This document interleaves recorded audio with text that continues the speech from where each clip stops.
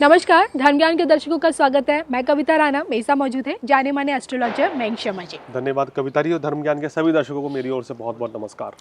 आज हम सचिन पायलट की कुंडली का विश्लेषण करने जा रहे हैं। आखिरकार 2021 इनके लिए कैसा रहेगा, क्या कुछ इन्हें राजनीति में, इनकी राजनीति में बदलाव आ सकता है नव वर्ष में। देखिए, मयंक शर्मा जी के साथ जब राजस्थान में सचिन पायलट ने बगावती तेवर दिखाए थे, पार्टी से या फिर कहें कि सरकार से, गहलोत की सरकार से अलग होने का जब फैसला किया था, तो उस वक्त मयंक जी ने भविष्यवाणी की थी कि अगर सचिन पायलट बगावती तेवर दिखाते हैं, पार्टी से अलग होने की बात कहते हैं, तो इसका उन्हीं को नुकसान होगा और इनके हाथ कुछ नहीं लग पाएगा। और नतीजतन इनकी भविष्यवाणी सच साबित हुई। ना सिर्फ पार्टी ने सचिन पायलट व अनुशासन का डंडा चलाया, बल्कि उनसे प्रदेश अध्यक्ष से लेकर डिप्टी सीएम का जो पद था वो भी पार्टी ने छीन लिया। आखिरकार उनके हाथ कुछ नहीं लग पाया। लेकिन अब जो कि दोबारा से राजस्थान में सचिन पायलट के मुख्यमंत्री बनने की संभावनाएं जताई जा रही हैं, और इसमें कितनी सच्चाई है, क्या ये सच साबित हो सकता, नहीं हो सकता, 2021 में आखिरकार उनके बदलते ग्रह नक्षत्र किस ओर इशारा कर रहे हैं, जानेंगे हम मयंक जी से। जी देखिए, अगर सचिन पायलट जी की कुंडली पर नजर डालें तो वो सिंह लगन की कुंडली है। लगन में बुध और सूर्य विराजमान है, सेकंड हाउस में राहु है, तीसरे, चौथे, पांचवें, छठे, सातवें भाव में कोई ग्रह नहीं है। अष्टम भाव में केतु है, नवम दशम भाव खाली है, एकादश भाव में चंद्रमा, मंगल और गुरु की युति है, बहुत अच्छा राजयोग कहलाया जाएगा ये। और 12वें घर में शुक्र और शनि एक साथ बैठ गए हैं। देखिए, इनकी कुंडली जो है काफ़ी, अगर हम देखें तो ग्रह तो काफ़ी अच्छे हैं, और इस समय इनको शनि में शुक्र की अंतर्दशा चल रही है। काफ़ी अच्छे राजयोग उनकी कुंडली में है, बुधादित्य राजयोग है लगन में, और गुरु चंद्र का गज केसरी राजयोग भी है, चंद्र मंगल का महालक्ष्मी योग भी है, और शंख योग भी है, समृद्धि योग भी है, पॉपुलैरिटी जो मिलती है, यश का भी योग इनकी कुंडली में बना हुआ है। लेकिन उस सब के बावजूद भी इनको आखिर कुछ भी हासिल क्यों नहीं हो पाया जी। या किया, उन्होंने विरोध किया। देखिए, जिस समय इन्होंने विरोध किया उस समय की जो ग्रह स्थिति थी, उस समय मिथुन राशि में लगन में राहु थे, सप्तम भाव में केतु चल रहे थे, जो कि कहीं ना कहीं इनको संगठन के साथ काम करके मज़ा नहीं आ रहा था, या जो ये करना चाह रहे थे वो पूरी तरीके से उनको पावर नहीं दी जा रही थी। उस समय उस राहु की स्थिति ने, और शनि की महादशा में शुक्र की अंतर्दशा चल रही है, शुक्र यहाँ दशम भाव का कारक था, इस अंतर्दशा में उनको बड़ा नुकसान उठाना पड़ा। यानी कि ग्रहों की चाल ने इनको फंसा दिया, और ग्रहों की चाल में आकर इन्होंने गलत फैसला ले लिया। अगर उस समय ये इतना विरोध ना करते, पार्टी के साथ ही रहते, तो इतनी बड़ी परेशानी इनको नहीं झेलनी पड़ती। और आज की स्थिति वो है कि उनके पास कोई पद भी नहीं है, और वो उप मुख्यमंत्री पद से भी गए और उनको हासिल भी कुछ नहीं हुआ, ना उनको किसी और पार्टी का सहयोग मिला, और वापस वो कांग्रेस में रहकर ही काम कर रहे हैं। तो ये ग्रह चाल, शुक्र की 12वें घर की स्थिति के कारण, लगन में उस समय राहु होने के कारण राशि में इस तरह की परिस्थितियां ऐसी बनी कि इन्होंने गलत बयानबाजी करी और इन्होंने पार्टी का विरोध किया, और उसका इनको फ़ायदा ना होकर बल्कि उल्टा खामियाजा भुगतना पड़ा। तो ग्रह चाल की स्थिति के कारण इनको उस समय ऐसी परेशानी देखनी पड़ी। और हमने उस समय जब इनकी कुंडली प्रिडिक्ट करी थी, ये भी सलाह दी थी कि इनको नुकसान उठाना पड़ेगा, और जो हुआ भी। और साथ साथ ये भी कहा था कि अगर ये वापस संगठन के साथ जुड़कर काम करेंगे तभी इनको कुछ फ़ायदा भी होगा। अगर ये अपनी अलग पार्टी बनाते हैं या किसी और पार्टी में जाएंगे तो इनको कुछ भी हासिल नहीं होने वाला है।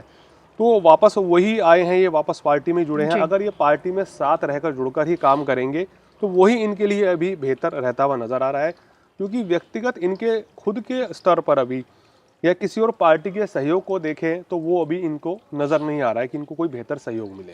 अब देखिए ना, राजस्थान में गहलोत सरकार को 2 साल पूरे होने को जा रहे हैं, वो पूरे हो भी चुके हैं। और वहीं दूसरी तरफ जो सियासी संग्राम है राजस्थान का अभी तक थमा नहीं है। कहीं ना कहीं गहलोत और सचिन पायलट के बीच की जो टसल है, जो मतभेद है, वो कहीं ना कहीं पर्दे के पीछे हो लेकिन सामने ज़रूर आ जाते हैं। और नतीजतन एक बार फिर से कहीं जो रामदास आठवले जी हैं वो ये दावा कर रहे हैं कि भाई किसी भी वक्त राजस्थान में गहलोत की सरकार गिर सकती है और इसके पीछे किसी और का हाथ नहीं बल्कि सचिन पायलट का ही होगा। क्या लगता है, क्या ऐसा पॉसिबल है 2021 में? देखिए, इनके सितारों को देखकर तो इस तरह की स्थिति उतनी भी मजबूत नहीं लग रही है। और क्योंकि जो उनके सितारे हैं ये अभी इनको मुख्यमंत्री बनता हुआ नहीं दिखा रहे हैं जी। तो ये साफ सी कहने वाली बात है कि सितारे जब साथ देते हैं, भाग्य जब साथ देता है, तभी परिस्थितियां वैसी बनती हैं। अगर इस बार फिर उस तरह की परिस्थिति बनती है तो इनको भी कोई खास फायदा नहीं मिलने वाला इसका। लेकिन मयंक जी देखिए, अगर आज की तारीख की बात करें तो हाल ही जो राजनीतिक घटनाएं जो घट रही हैं पार्टी के अंदर, खासकर कांग्रेस में, वो स्थिति दिखा रही कि कहीं ना कहीं दोबारा से सचिन पायलट बन सकते हैं, मतलब उन्हें मुख्यमंत्री बनने का अवसर मिल सकता है। क्योंकि देखिए, अहमद पटेल जी के निधन के बाद अब आला कमान को किसी एक ऐसे व्यक्ति की ज़रूरत है जो निष्ठावान हो और जिनका राजनीति में एक लंबा अनुभव हो, जिन पे वो भरोसा कर सके, जो कांग्रेस को, पूरे संगठन को मजबूत कर सके। और इसके लिए अशोक गहलोत को देखा जा रहा है। अगर आला कमान की तरफ से अशोक गहलोत को उनकी जगह पर, यानी कि अहमद पटेल जी की जगह पर अगर उन्हें देखा जाए, अगर वो बुलाती हैं तो उन्हें जाना पड़ेगा। क्या लगता है, क्या अशोक गहलोत अगर वहाँ जाते हैं तो क्या सचिन पायलट बन सकते हैं मुख्यमंत्री? देखिए, ये मेरे को थोड़ा मुश्किल लग रहा है कि ऐसा नहीं हो पाएगा। इनके सितारों को देखकर अगर होने को कुछ भी संभव है, लेकिन हम कुंडली के आधार पर बात कर रहे हैं, ये कोई पॉलिटिकल एनालिसिस हम नहीं कर रहे हैं। कुंडली के आधार पर जो उनकी कुंडली प्राप्त हुई, जो कुंडली कह रही है, वो ना के बराबर है कि इनको मुख्यमंत्री का पद अभी मिल जाए। बहरहाल अभी राज्य में 3 साल और बचे हैं गहलोत सरकार को। क्या लगता है, गहलोत जी के अंडर, उनके नेतृत्व में सचिन पायलट आगे काम कर पाएंगे? देखिए, इस समय अगर इनके घरों की स्थिति को देखें तो वो इनकी मजबूरी भी है कि इनको साथ रहकर काम करना चाहिए, करना पड़ेगा, अन्यथा इनको कोई फायदा नहीं होने वाला है। हमने उस समय भी यही सलाह दी थी कि घरों के अनुसार अगर ये संगठन में साथ रहेगी, काम करेंगे, तो उसी में इनके लिए ज़्यादा फायदा रहेगा। अगर अगेंस्ट जाएंगे तो कुछ भी हासिल नहीं होने वाला है। पॉलिटिकल करियर कैसा लग रहा है इनका आगे का? देखिए, आगे का इनका पॉलिटिकल करियर जो है काफ़ी अच्छा रहेगा और सितारे इनके काफ़ी अच्छे हैं, काफ़ी अच्छे अच्छे राजयोग हैं इनकी कुंडली में अभी। तो भविष्य तो इनका मजबूत है, भविष्य बलवान है। आने वाले कुछ वर्षों के बाद इनको हो सकता है कि उच्च पद की प्राप्ति निश्चित रूप से ज़रूर होगी।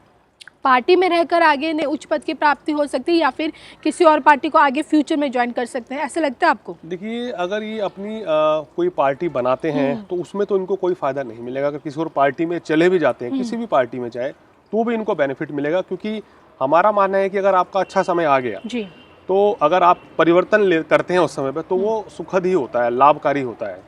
इनकी कुंडली में राजयोग है मुख्यमंत्री बनने का? जी बिल्कुल, इस तरह के राजयोग उनकी कुंडली में है, क्योंकि गज केसरी राजयोग भी है, सूर्य बुध का बुधादित्य योग भी, लेकिन उसमें भी काफी समय है। जी, चलिए, तो ये थे हमारे साथ मयंक जी, जिनसे हमने जाना कि आखिरकार सचिन पायलट की कुंडली में क्या राजयोग है या नहीं, क्या आगे की संभावना है उनके मुख्यमंत्री बनने की, और क्या राजस्थान में कांग्रेस की सरकार गिर सकती है या नहीं। तो आपको हमारे कार्यक्रम कैसे लगा, प्लीज़ हमें कमेंट करके ज़रूर बताएगा। आपके जो भी सजेशंस हैं प्लीज़ दीजिए, हम उन्हें अपने आने वाले कार्यक्रमों में शामिल करेंगे।